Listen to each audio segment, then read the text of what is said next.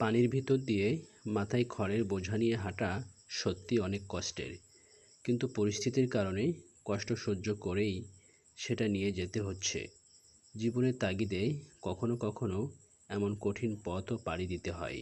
খড়ের গাদার ধারে অনেক সুন্দর একটা বাঁশের ঝাড়ও আছে, আর এখানকার পরিবেশটা অনেক সুন্দর। খড়ের গাদার ধারে আনন্দঘন দৃশ্য।